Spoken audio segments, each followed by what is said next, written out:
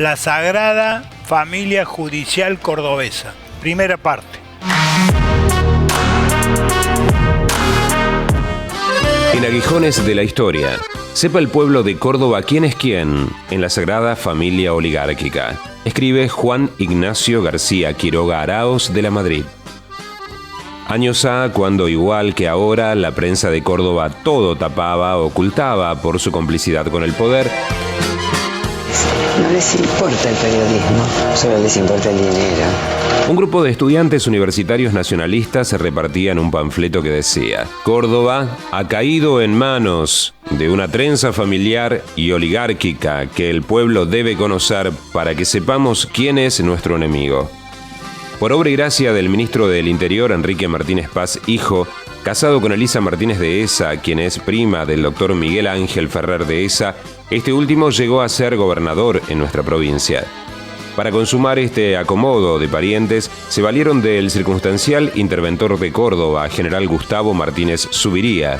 Este general está casado con Susana Ferrer de Esa, hermana del gobernador y prima hermana de la esposa del ministro del Interior. Martínez Zuviría se dio el gusto de transmitir el mandato al cuñado. Para esta maniobra ha servido su jerarquía militar de segundo jefe del tercer cuerpo de ejército. El gobernador ubica como ministro de gobierno a Guillermo Becerra Ferrer, sobrino de él, y este a su vez designa como subsecretario al doctor Gastón Uretz Zavalía, cuyo hermano Alberto está casado con una hija del ministro del Interior. El gobernador además designa a Fernando Martínez Paz, hermano del ministro del Interior, como ministro de Educación y como ministro de Obras Públicas a un socio y cliente, ingeniero Apfelbaum.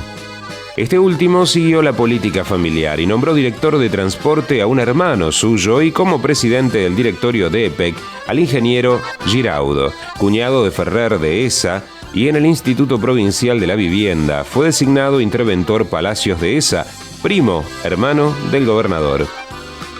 En la presidencia del Banco de Córdoba, el gobernador designó al doctor Mario Martínez Casas, socio de Carlos Ernesto de Esa, tío del gobernador. El doctor Martínez Paz promovió el nombramiento como embajador ante la Santa Sede del doctor Pedro J. Frías, hijo, que está casado con Rosa Pinto Martínez Paz, sobrina del ministro del Interior. La cosa pública para estos ladronzuelos del mediopelo patriciado cordobés era un botín apreciado que se extendía por el gobierno, la justicia, el Banco de Córdoba y la universidad. Espera la segunda parte, que todavía hay más ilustres acomodaticios con segundos apellidos. Doctor Furque, todos estos apellidos que el informe lo califica en medio pelo del patriciado cordobés. ¿Es medio pelo o hay figuras relevantes ahí? Figuras totalmente relevantes en la década del 60. Claro. Relevante por el poder, pero no porque hayan servido para algo. Por supuesto que no, pero si uno entra a mirar así como era el armazón institucional, era de esa forma, todo amiguismo con poder, familia. Actualmente, una de las jefas, es Martínez Paz. Actualmente. ¿Y cómo se llama la esposa actual de Maqueda, miembro de la Corte Suprema? Para de eso. Bueno, por lo menos así conozco yo, ¿no es cierto? Todo es un tramado que en definitiva se entra a mirar después en las resoluciones judiciales. Pero escúcheme una cosa. ¿Hay oligarquía en Córdoba? Por supuesto. Claro que sí. Nada más que esa oligarquía va cambiando de un patriciado a un patriciado económico por el impuesto, el poder del dinero, nada más. O sea, el poder de dinero se ha infiltrado en el patriciado de los apellidos de la prosapia cordobesa, y hoy bien, dentro del patriciado puede haber un carnicero, por ejemplo, el atorrante del frigorífico que se llevó por delante a los adolescentes. Y sí, porque todo el dinero es muy importante para este esquema de instituciones que tenemos últimamente. Incluso uno mira la ministra Bush, país más seguro que hay. Depende de la óptica que sea. Si el Código Penal Pero reprime la usura, pero acá todos cometen usura, los señores del gobierno, Pero- los bancos, todo eso, y nadie dice nada. Patricia Bullrich es Patricia Bullrich Luro Pueyrredón. Por supuesto. que Es ya la más integra- rancia prosapia de los apellidos nacionales, que además la prosapia de los apellidos nacionales mucho tiene que ver con la dirigencia montonera en la Argentina. Sí, así era en su momento Patricia Bullrich, todos sabemos la historia. Pero introducción allí de una integrante de las familias tradicionales en los montoneros. Es decir, todo se desdibuja, la autenticidad se pierde y se han perdido en Córdoba, se han perdido el sentido de las instituciones, con el andar así de a poquito, un empujo acá, otro acá, y yo digo, hay un verdadero mamarracho institucional en todo, poder legislativo, judicial, ejecutivo. Banco de Córdoba y EPEC. Por supuesto, todo se integra lo mismo. ¿Quiénes son los miembros del directorio del banco de EPEC, por ejemplo? Un ex presidente del Colegio de Abogados. La verdad, que nadie sabe cómo puede de Colegio de Abogados integrar el directorio de EPEC. Si no debe saber nada más cómo prender y bajar la luz. Y lo mismo pasa en todo. Cuando uno entra a mirar así, bueno, y ni qué hablar en lo que es todo lo institucional.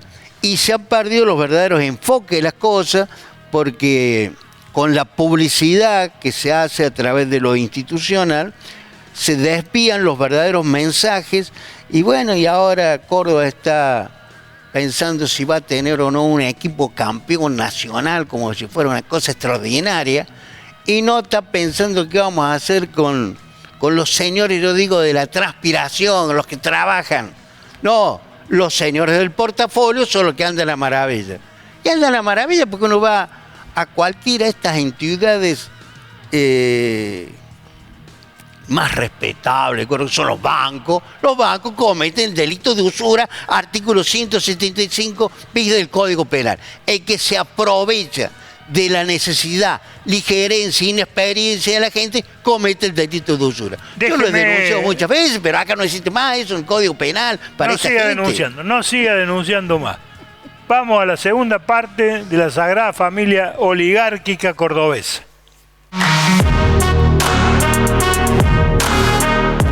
En Aguijones de la Historia, sepa el pueblo de Córdoba quién es quién en la Sagrada Familia Oligárquica. Escribe Juan Ignacio García Quiroga Araos de la Madrid. Las cuevas oligárquicas donde se apoltronaban y acomodaban indecentemente estos dobles apellidos tradicionales de Córdoba eran los cargos públicos, el Banco de Córdoba, la Justicia y también la Universidad Nacional de Córdoba. El ministro del Interior recordó que el doctor Agustín Caeiro, director del Hospital Privado, casado con una hermana de Enrique Martínez Paz, tiene 3 hijos, Caeiro Martínez Paz, que por rara coincidencia están casados con 3 hijas del doctor Ernesto Gavier. Este parentesco posibilitó la designación de Gavier como rector de la Universidad Nacional de Córdoba. A su vez, el subsecretario del Interior, doctor José Manuel Saravia Hijo, quien con su padre comparte el estudio jurídico con Miguel Ángel Cárcano, abogados del grupo Bemberg, es pariente también de Miguel Ángel Ferrer de Esa, pues su padre está casado con Ofelia Echenique de Esa.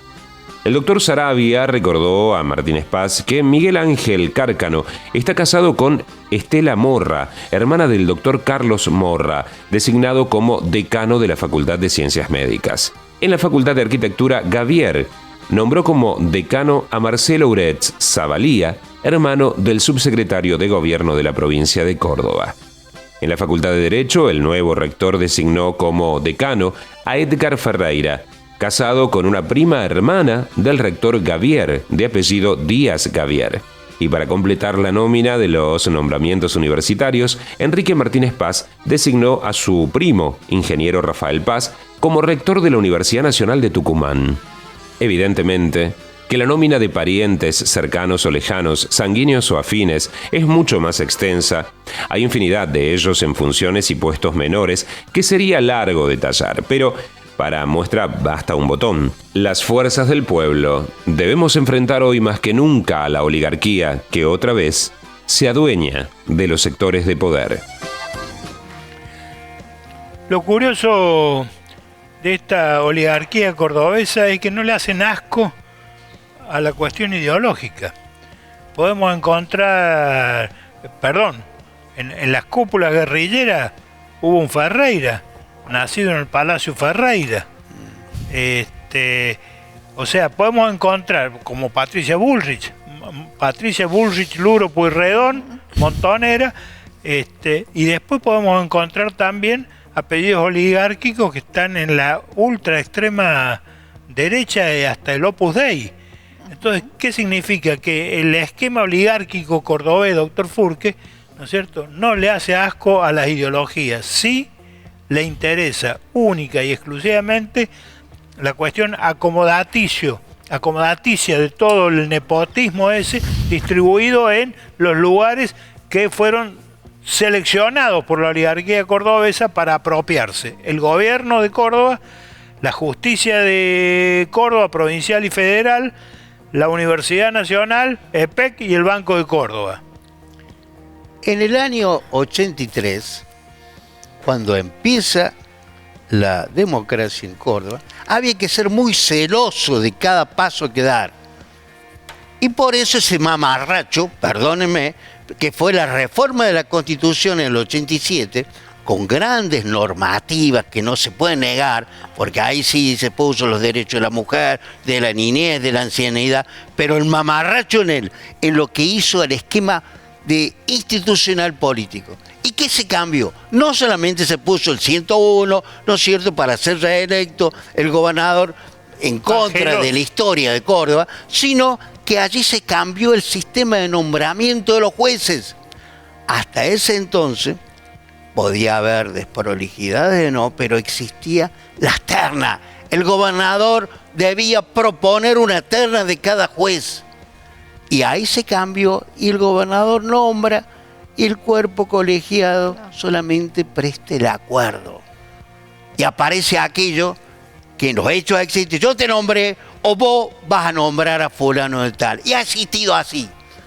Por eso la reforma del 87 en lo político fue destructiva. Y ahí se incorporó el fiscal general, que el Poder Ejecutivo podía manejar la persecución criminal, ese ministerio público como se formó, y por supuesto después vino el Consejo de la Magistratura, que ha demostrado también ser un mamarracho, que todo lo conocemos de hace mucho. El manejo de cómo se hace la selección es público y notorio, y que ahora están investigándose, y los miembros del Tribunal Superior de Justicia nunca piensan que tienen que renunciar. Porque la renuncia no existe. Parece que la República que la renuncia no existe. Lo voy a sorprender con una perlita histórica de incalculable valor del archivo de Audiovisión. En esa época se hace la Convención Nacional Constituyente y uno de los candidatos era Maqueda, sí, actual miembro de la Corte Suprema de Justicia de la Nación.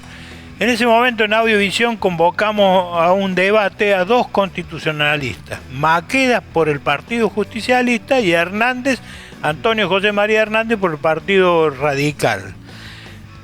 Escuchen con atención, no se pierdan el más mínimo detalle, la más mínima palabra, los adjetivos calificativos con que Juan Carlos Maqueda, actual miembro de la Corte Suprema, se refiere al gobernador radical Angelos, y lo que habla de lo que el doctor Furque acaba de expresar, la elección o el sistema de elección de los jueces. Que es muy difícil hablar de un tema de jerarquía como es la Constitución y la reforma de la Constitución en medio de un tufillo maloliente de corrupción en el cual está envuelta la provincia de Córdoba. Yo creo decir la verdad cuando digo que siento vergüenza ajena en esto. y que le tenemos que aclarar a la gente que a pesar de ser ese el tema dominante, hay otros temas que intentan jerarquizar el debate político. Y yo creo que no todo está perdido, como dice el poema.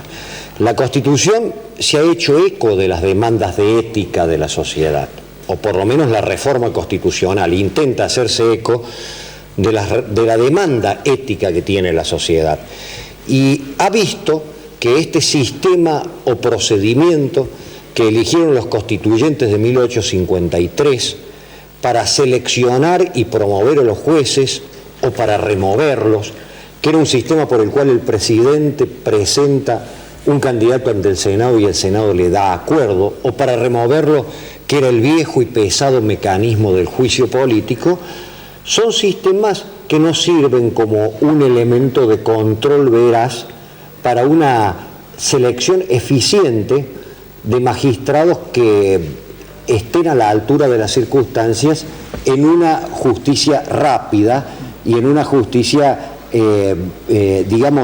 transparente como la que hoy se necesita. Por eso es que se ha propuesto la creación del Consejo de la Magistratura para seleccionar y promover a los jueces, y por eso es que se ha propuesto la creación del jurado de enjuiciamiento en lugar del juicio político para remover a los jueces. Maqueda, además de ser constitucionalista, candidato a constituyente, usted es un hombre político del partido del gobierno en el orden nacional. Señor. La pregunta que la gente se hace es si más allá de las características del nuevo sistema que se propone, por ejemplo, existe verdadera, auténtica voluntad política de contar con una justicia independiente cuando nos encontramos ante episodios como, por ejemplo, el caso PAMI en el orden nacional. Sí, yo creo que el caso PAMI en el orden nacional es un caso que en este momento está en el candelero político porque hay una decisión de un juez que puede ser aceptada o puede ser cuestionada. Todavía no la hemos examinado a fondo, pero yo creo de que el descreimiento de la gente es porque este caso, el juez del caso PAMI, que no recuerdo el apellido, es un apellido bastante complicado. ¿Cómo? Maduzquian. Maduzquian. Sí. Bueno, este juez, al decir de algunos diputados, como el diputado Rodríguez de la Unión Cívica Radical o el diputado Álvarez del Frente Grande, van a ser sometidos al juicio político. Y el juicio político hoy no es creíble, lo dice quien ha sido 2 veces, durante 2 años, vicepresidente de la Comisión de Juicio Político. Porque el juicio político, como decía un gran constitucionalista radical, José Benjamín Matienzo, es como una gran arma de artillería que cuando uno pronuncia su nombre o cuando la exhibe, o sea, a la gente le da respeto y miedo, pero que es un engranaje muy difícil de ser puesto en movimiento. Entonces el juicio político hoy tiene menos respuestas para la gente que el que va a tener el jurado de enjuiciamiento dentro de 1 año. Y si no, a esto se lo demuestro con cifras.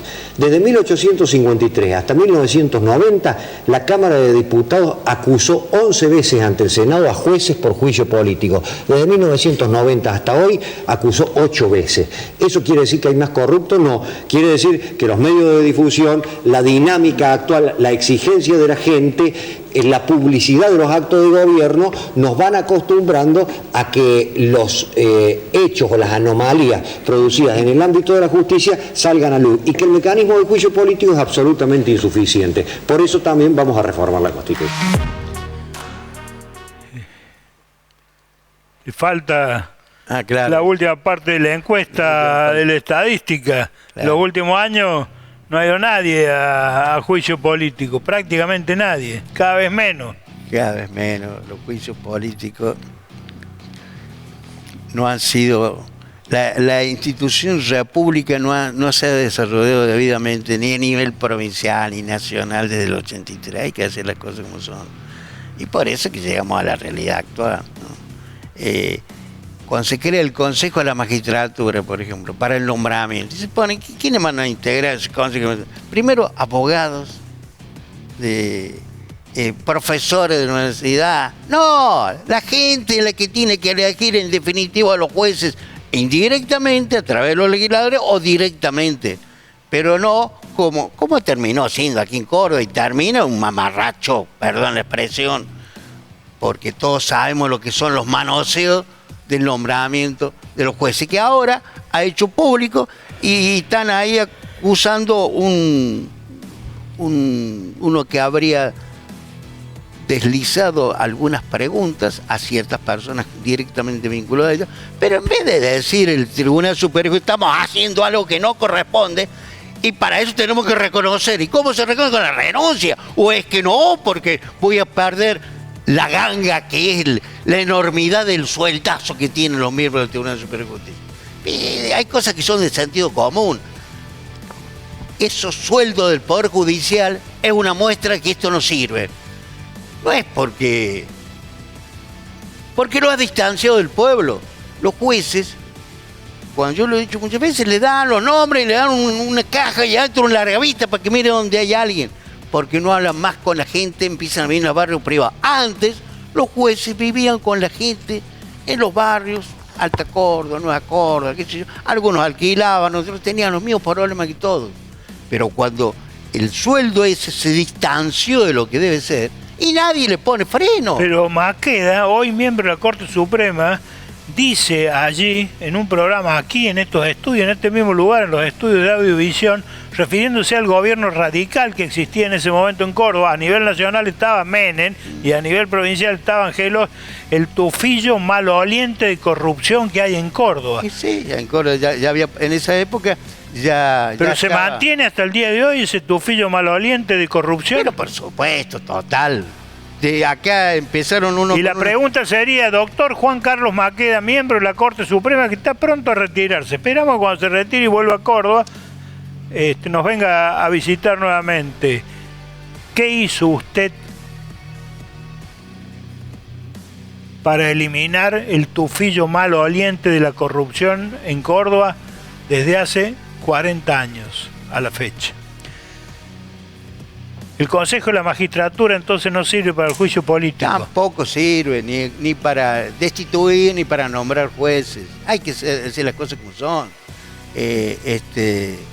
Y por ejemplo, esto de que a nivel nacional, desde el principio del año pasado, se sabía que a fin de año iba a terminar el mandato de Maqueda, pero ahí nomás quisieron empezar a nombrarlo, el que iba a venir reemplazante. Eso es un manoseo de las instituciones. Cuando no esté Maqueda, ya haya renunciado y ya haya retirado, hay que promover un candidato.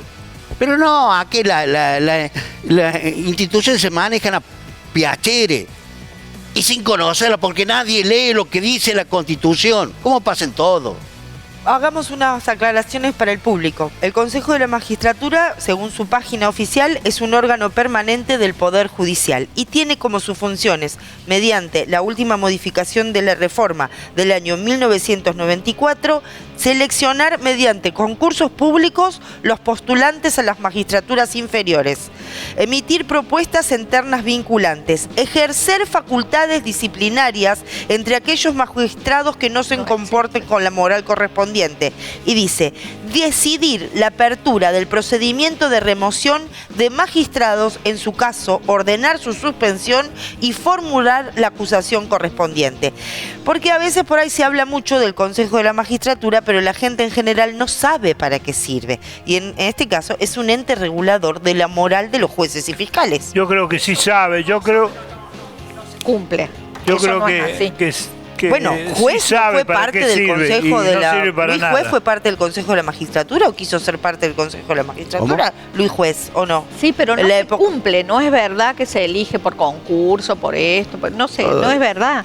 La forma No, de que no si es verdad. nosotros vamos a una elección popular de los jueces, es importante que esta Claro. información y este recurso llegue al público en general para saber qué es lo que se está eligiendo, Claro. o cuál es el ente regulador de la moral de los jueces. Por eso es que la gente tiene que empezar a cambiar de óptica y pensar que no es lo más importante si tenemos o no un equipo de fútbol en Córdoba campeón nacional. Lo más importante es cómo nos empezamos a reunir para discutir de política y qué proyecto y a quién hay que elegir.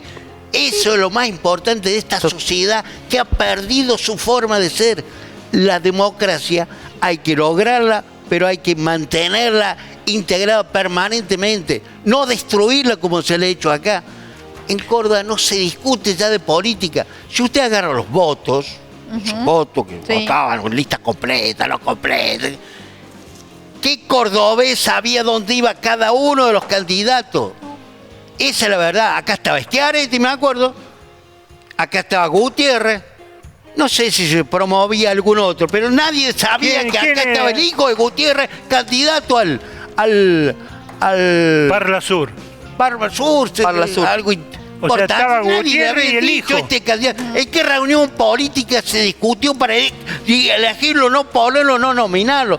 Pero supuesto, si la democracia es una charlatanería en la forma que se hace en Córdoba y en el país. ¿Cómo va a cambiar eso? ¿De qué año estamos hablando con Enrique Martínez Paz? No importa. Esa fue la década del 60. De la década del 60. Y hoy está Marcela Martínez Paz al mando de esto. Sí, bueno, todo o sea, están los mismos. ¿Cómo va a cambiar? Si es el hijo del hijo, el sobrino, la nieta. Así que en la lista había un diputado Gutiérrez y había un hijo del diputado Gutiérrez. Por supuesto. Y que era el candidato al Mercosur. Pero ¿quién sabía eso? Nadie. Yo me acuerdo porque yo dije este voto y le saqué, no sé, saqué foto, que yo saqué un voto para llevarlo, porque yo siempre saco un voto para tenerlo guardado. Pero acá ¿quién? Si nadie sabe qué votan. Lo único que manejan es la televisión. Por eso ponemos desde el gobierno toda la plata en el medio de comunicación que nos diga lo que queremos decir.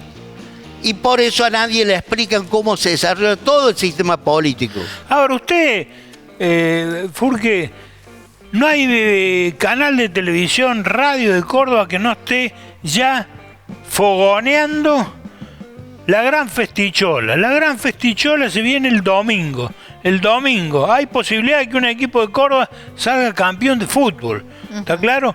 Y usted quiere hablarle, o nosotros queremos hablarle en el avispero de las familias oligárquicas, del nepotismo, de la corrupción, del tufillo maloliente que hay en el poder cordobés. No se equivoque, doctor. La gente quiere que Talleres salga campeón. Pero no sé si la gente o los medios de comunicación que fogonean y alimentan eso permanentemente. Si usted los charlatan en el fútbol, que yo digo, que lo único que saben es si un gol acá o cuánto vale un director tiene con la otra punta del mundo, son charlatanes, la estupidez. Yo lo digo, yo he sido campeón provincial 3 veces seguidas de ajedrez. Pero bueno, cuando tenía 20 años dije, un juego, no me puedo dedicar la vida a un juego. Y esto habla de un juego nada más. Se podría haber dedicado al fútbol y hubiera ido mejor económicamente. No me interesa lo económico. Es el problema que le mete en la cabeza. ¿Cuánto va a ganar? Pero sí lo he visto como gente que va al estudio porque el hijo sí, porque lo que puede llegar a ganar o no. Pero sí, mi amigo, ganar quien trabaja siempre gana, no es lo más importante, sino que estamos todos al revés en los mecanismos. Sí, bueno, era lo que hablábamos hoy de cuál es la importancia de ser millonario, como si eso fuera una meta. Y la meta es ser feliz, tener salud, los hijos vivos. Usted ve cómo cambian los mensajes, que incluso ahora uno agarra el diario, parece que lo más importante que tiene investigar el Poder Judicial, las estafas que le hacen a aquellos que usted no sabe si es una estafa o un estúpido que piensa que alguien le va a pagar 1% diario. ¿Qué tiene que investigar un fiscal eso? El fiscal tiene que llamar y decirle a esa gente, mire, mi amigo, usted primero es todo un estúpido que está pensando eso, mi amigo. Y lo que tienen que hacer los fiscales es ver qué hace cada uno de las grandes empresas que tenemos en Córdoba, hasta el Banco de Córdoba, lo que cobran por las tarjetas, porque eso está prohibido en el Código Penal. Artículo 175 bis del Código Penal. Las inmobiliarias, eso que le ponen el 1% diario, eso es delito de usura. ¿Pero qué fiscal investiga eso? Cuando usted va y le denuncia eso, antes yo lo he denunciado muchas veces, pero cada vez va cambiando toda la forma de apreciación de las cosas del Poder Judicial. ¿Cómo va a ser delito eso? Claro. Porque como aquel señor de la transpiración no sirve, el señor del portafolio que solamente pisa tasa de interés, es así. Nadie sabe ni la historia de cuándo empezó esto del interés. Nadie sabe quién fue Pasión el que inventó esta historia. Es así. Todos estamos pensando cuánto voy a ganar. El que trabaja gana. Y la democracia hay que defenderla. ¿Y sabe cómo se la defiende? Pensando cómo fracasó en Roma, en Grecia, cómo fracasó en Grecia en el siglo V.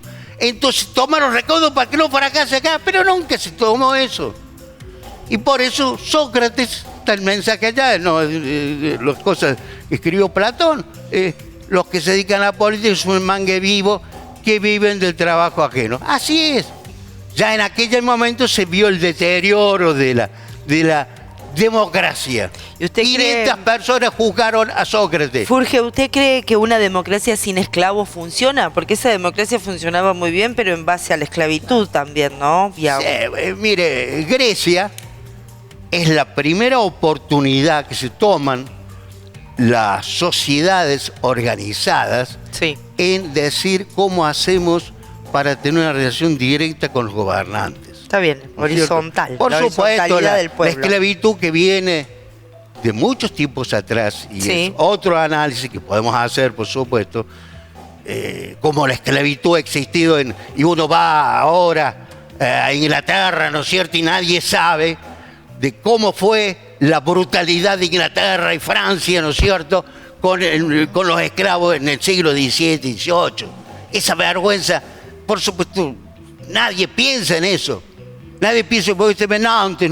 Uy, me dice el otro día, podríamos ir para Nantes, por entrar por allí, porque las residencias que hay, las residencias son de los tipos que ganaban plata, los que hacían los barcos en el siglo XVIII, para ir al África y sacar 200, 300 negros y llevarlos, y se los vendía hasta antes de llegar el barco allá a América. Era así. Entonces esos tipos no tienen ninguna entidad de reconocimiento moral, ético. ¿Quién le ha pedido a Francia alguna vez aclaración? Que aclare, que pida disculpas a la humanidad, más que referirse a los partidos fútbol y Notre Dame me parece bárbaro, todo lo que... Pero pídanle alguna vez disculpas a la humanidad por todo lo que hizo Francia con toda la esclavitud. Cuando aquí en la Argentina también el manejo de los esclavos. Y todo lo manejó Francia con Inglaterra después. La otra vez yo le señalaba a uno, mi yerno, que se iba a Inglaterra y que estaba pensando qué iba a hacer en Londres con los hijos, ¿no es cierto? Visitar qué. Y le digo, mira, si vas a Londres, a Inglaterra, primero anda y hazle que sea un homenaje al que todos los días presentó, no todos los días, todos los años presentaba el proyecto para eliminar la trata de esclavos allá a fines del siglo XIX. Hasta que se sancionó el famoso ministro Pitt, ¿no es cierto?, del que 1804, por así.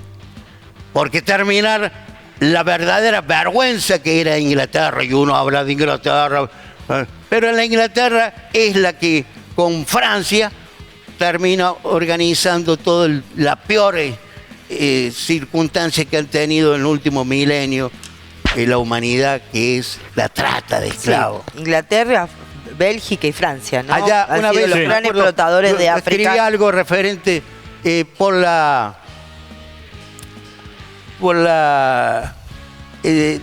Cataluña, ¿no es cierto? Te estás perdiendo, te le dice Luis XIV a la reina de Inglaterra, porque Inglaterra estaba apoyando a Cataluña en el conflicto después en 1700, después de la guerra de sucesión, etcétera, etcétera, ¿no?